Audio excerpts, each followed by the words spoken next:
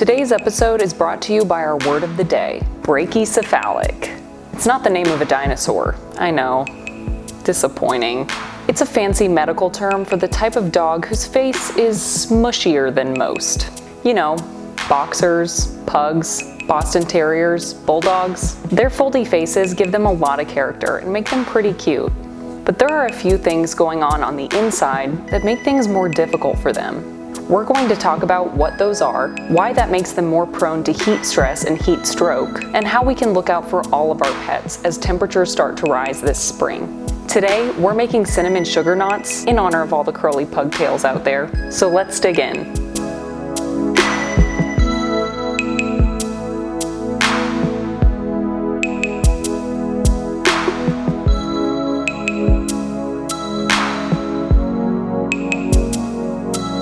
Welcome to episode 3 of Dig In with Dr. Steph. I'm Dr. Steph, a veterinarian who loves to bake. In my videos, we'll talk about a pet care topic while we bake a fun recipe. If you're more interested in learning how to make these cinnamon sugar knots, go ahead and skip to the time above to get to the recipe. I also post all of my recipes and more fun information on my website at drsteph.com. Brachycephalic Airway syndrome. Quite the mouthful, right? So let's break it down. Brachy comes from the root meaning short, and cephalic comes from the root meaning head. Short head. Straightforward enough, right? So where does the airway syndrome come in? Part of it is what you see on the outside. These dogs have the same amount of tissue as a normal dog, crammed into a shorter snout. And a lot of times, they have stenotic nares. Basically, smaller, tighter nostrils that make air intake more difficult. On the inside, they also have an elongated soft palate. That's the soft part on the roof of your mouth that's supposed to end where your airway begins. You know, so you don't choke on a curtain of tissue when you breathe. Our brachycephalic buddies are not so lucky. That soft palate can really get in the way when they're trying to breathe.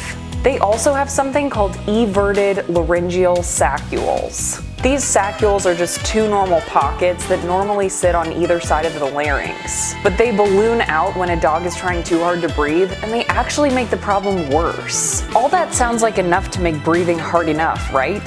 Well, unfortunately, some of them have even more going on. These breeds can also have a hypoplastic trachea, which basically means that if a normal dog trachea is a smoothie straw, then these guys are breathing through a coffee stirrer. Add all of those anatomical factors together, and you can imagine it's gotta be tough to breathe on a daily basis. You can probably imagine how often you see these breeds panting compared to other breeds.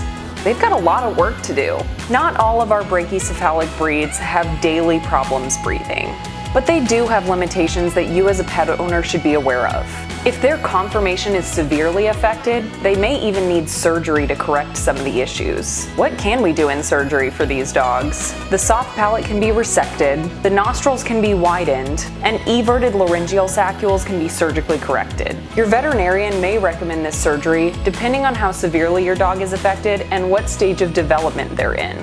As you can probably imagine, these breeds are more prone to heat stress and heat stroke. This is something to pay attention to as our temperatures are rising this spring. The two biggest factors that we can control to prevent further compromise to their airway are weight control and temperature control. Overweight brachycephalic breeds have an even harder time breathing as all of their tissues are compressed. Make sure to talk to your veterinarian at your dog's annual visit to make sure they're at their ideal body condition and how you can keep them active and healthy. Heat stroke isn't just limited to these breeds, and all pet owners should be aware of how hot it is outside when we let our pets out. We'll talk about heat stroke in a future episode, but in general, there's 3 things to remember. Always make sure there's adequate shade and water access outside, limit our pets' time outside or in direct sunlight, and ideally, supervise our pets when they're out. And never, I can't stress this enough, ever leave your dog outside in a hot car alone.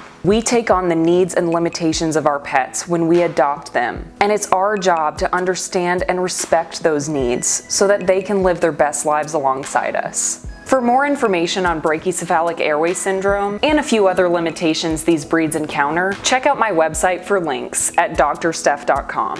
Thanks again for watching. I hope you learned something about our smushy-faced friends. Do you have a brachycephalic pup?